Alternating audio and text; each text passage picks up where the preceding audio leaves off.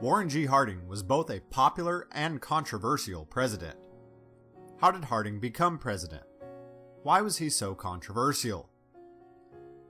Warren G. Harding was born on November 2, 1865, in Blooming Grove, Ohio. From an early age, he showed a strong interest in journalism and the newspaper industry. He studied this field in college and managed to graduate at the young age of 17.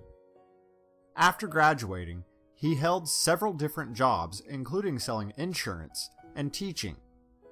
He eventually joined with others in purchasing a failing newspaper, the Marion Daily Star. By 1886, he was the sole owner of the paper and went on to make it a popular publication.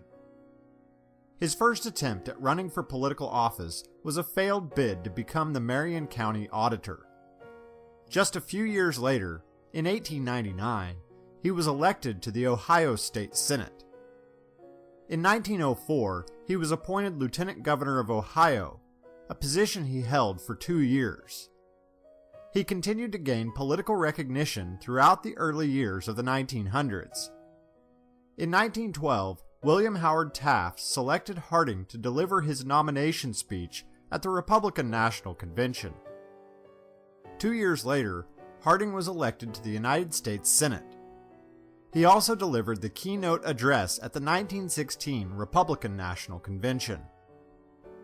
At the 1920 Republican National Convention, Harding was initially considered as an outside shot for becoming the Republican nominee for president. However, the Republicans were heavily divided over who the candidate should be. Finally, after 10 votes, Harding emerged as a dark horse and became the Republican nominee. He went on to win the general election against the Democrat candidate, Ohio Governor James Cox. Harding ran his campaign on the promise of a return to normalcy. This meant that he hoped to return the nation to the way it was prior to World War I. This would include adopting many of the nativist philosophies that were becoming popular in regards to immigration, a renewed focus on returning to the isolationist policies of earlier eras, and bringing an end to the progressive approach to government that had become prominent. During his first years in office, one of Harding's greatest successes was the creation of the Bureau of Veterans Affairs. He felt it was important to meet the needs of veterans who had returned from World War I. Harding also slashed government spending, cut tax rates, and took other measures that eventually helped to reduce the national debt significantly. He became the first president to address the nation over the radio, as well as the first president to visit Alaska. However, his administration was plagued by scandals, from rumors of adulterous relationships to allegations of bribery. Accusations of wrongdoing tormented the Harding White House.